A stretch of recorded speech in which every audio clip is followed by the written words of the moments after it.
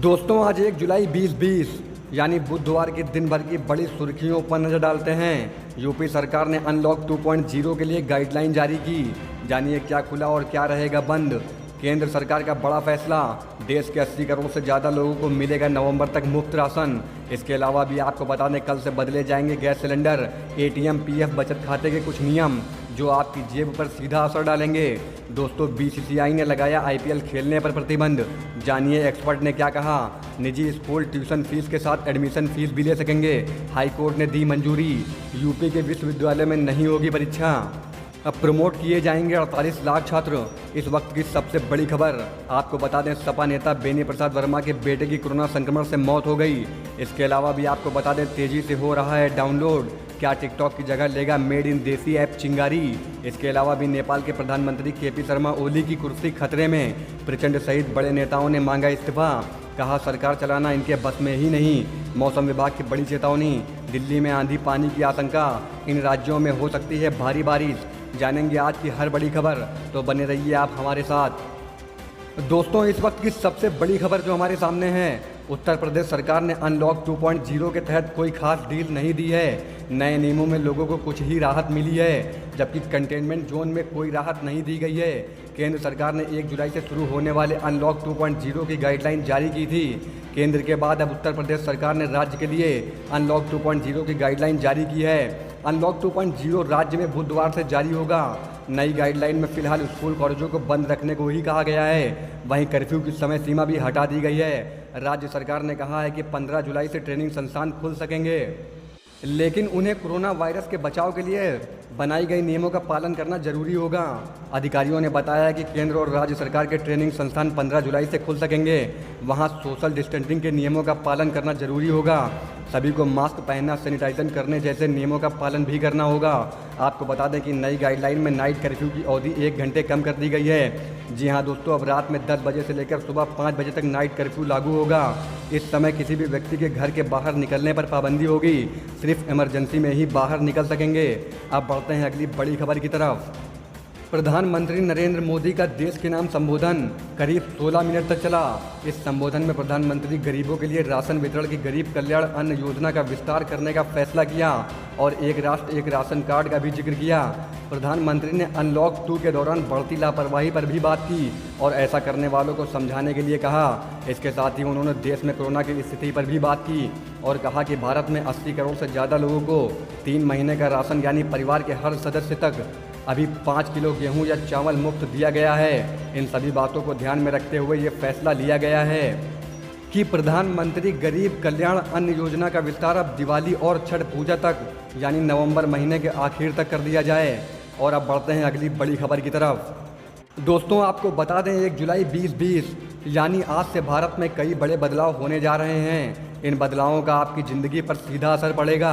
सीधे शब्दों में कहें तो आपकी जेब पर असर दिख सकता है। इस नए नियम से जहां आपको एक और फ़ायदा मिलेगा, तो वहीं अगर आपने कुछ बातों का ध्यान नहीं रखा तो आपको आर्थिक नुकसान भी हो सकता है। इनमें रसोई गैस सिलेंडर, अटल पेंशन पीएफ का पैसा निकालने का नियम, किसान सम्मान निधि में पंजीकरण, बचत खाता पर एटीएम से पैसे निकालने पर लगने वाला चार्ज आदि शामिल है। और अब बढ़ते हैं अगली बड़ी खबर की तरफ। जी हाँ दोस्तों, इंडियन प्रीमियर लीग में खेलने से भारतीय स्पिनर प्रवीण तांबे पर प्रतिबंध लगाया गया है। भारतीय क्रिकेट कंट्रोल बोर्ड के अनुमति के बिना विदेशी लीग में खेलने की वजह से उन पर यह प्रतिबंध लगाया गया है। आईपीएल में बैन किए जाने के बाद तांबे विदेशी लीग में खेलने की अनुमति चाहते हैं, लेकिन बोर्ड ने साफ किया है कि इसके लिए उनको पहले संन्यास लेना होगा। इंडियन एक्सप्रेस से बात करते हुए तांबे ने कहा, मैं फिट हूँ, अगर बीसीसीआई मुझे अपने यहाँ लीग में खेलने की अनुमति नहीं देता तो मैं दूसरी लीग में जाकर क्यों ना खेलूँ। मैं बाहर खेलने योग्य हूँ और टीकेआर में मुझे चुना भी गया है। मैं भी बाकी के सभी सुरक्षा नियमों का ध्यान रखूँगा और वहाँ जाने से पहले सारे प्रोटोकॉल का पालन करूँगा। इसी बीच अगली बड़ी खबर, पंजाब एवं हरियाणा हाईकोर्ट ने निजी स्कूलों को बड़ी राहत दी है। हाईकोर्ट ने निजी स्कूलों को ट्यूशन फीस की वसूली के साथ एडमिशन फीस लेने की मंजूरी दे दी है। हाईकोर्ट ने कहा है कि लॉकडाउन की अवधि के लिए स्कूल अपने एनुअल चार्ज को भी वसूल कर सकते हैं, पर इस खर्च के तौर पर वे लॉकडाउन की अवधि के लिए ट्रांसपोर्ट फीस या बिल्डिंग चार्ज के तौर पर सिर्फ वही फीस वसूल कर सकते हैं। और अब बढ़ते हैं अगली बड़ी खबर की तरफ। कोरोना वायरस की महामारी के कारण देश में जिस समय लॉकडाउन लागू हुआ, उत्तर प्रदेश के विश्वविद्यालय में तब परीक्षा चल रही थी। मार्च महीने में ही परीक्षा शुरू हुई थी कि 25 मार्च से लॉकडाउन लागू हुआ और सभी परीक्षाएं स्थगित करनी पड़ी। दोस्तों, आपको बता दें, पिछले दिनों कुछ विश्वविद्यालयों ने स्थगित परीक्षा के लिए तिथियों का ऐलान भी कर दिया था, जिसके बाद कई जगह छात्र सड़क पर उतर आए थे। अब छात्रों के लिए राहत भरी खबर है। यूपी के विश्वविद्यालय में अब स्थगित परीक्षाएं नहीं कराई जाएंगी। बगैर परीक्षा के ही छात्रों को अगली कक्षा में प्रमोट कर दिया जाएगा। इससे पहले आपको बता दें, यूपी के विश्वविद्यालयों में 48 लाख छात्र पंजीकृत हैं। अगली बड़ी खबर, समाजवादी पार्टी सपा नेता बेनी प्रसाद वर्मा के बेटे दिनेश वर्मा का निधन हो गया है। कुछ दिन पहले वे कोरोना पॉजिटिव पाए गए थे, लेकिन बाद में उनकी खबर निगेटिव आई है। दोस्तों, दिल्ली के एक अस्पताल में उनका निधन हो गया। लखनऊ में उनकी रिपोर्ट पॉजिटिव आई थी, जिसके बाद बेहतर इलाज के लिए उन्हें दिल्ली लाया गया था। लेकिन अफसोस की बात है, मंगलवार को दिनेश वर्मा का देहांत हो गया। और अब बढ़ते हैं अगली बड़ी खबर की तरफ।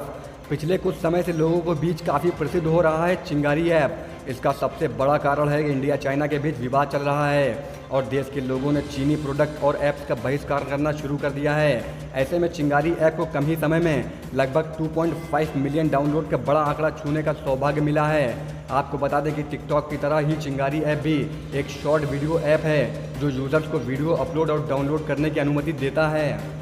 हालांकि आपको बता दें कि चिंगारी और टिकटॉक के बीच एक बड़ा अंतर यह है कि चिंगारी देश का देसी ऐप है और टिकटॉक एक चीनी ऐप है, जिसे अब भारत में बैन कर दिया गया है।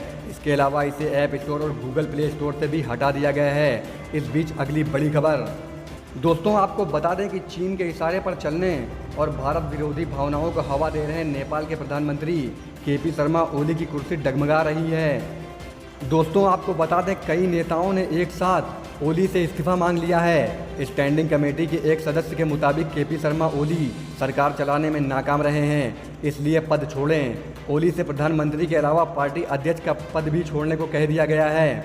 बढ़ते हैं अगली बड़ी खबर की तरफ।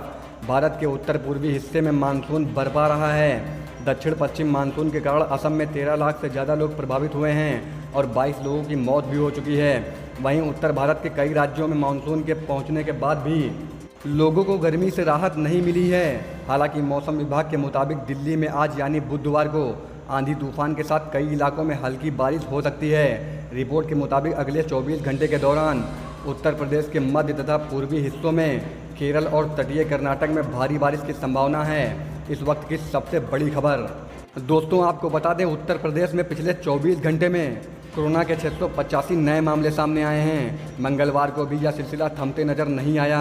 प्रदेश में फिलहाल कोरोना के 6,667 सक्रिय केस हैं, जबकि 15,506 लोग ठीक होकर अस्पताल से घर आ चुके हैं, जबकि 672 मरीज की मौत हो चुकी है।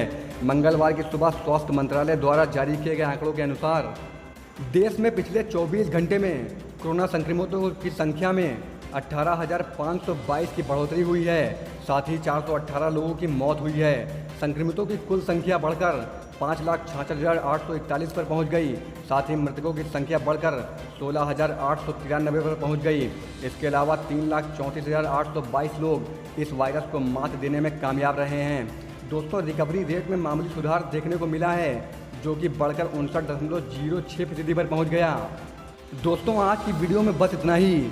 ऐसे ही डेली लेटेस्ट अपडेट पाने के लिए हमारे चैनल अल्फा न्यूज़ को सब्सक्राइब कर बेल आइकन को जरूर दबा दें। फिर मिलते हैं आपसे ऐसी ही लेटेस्ट अपडेट के साथ।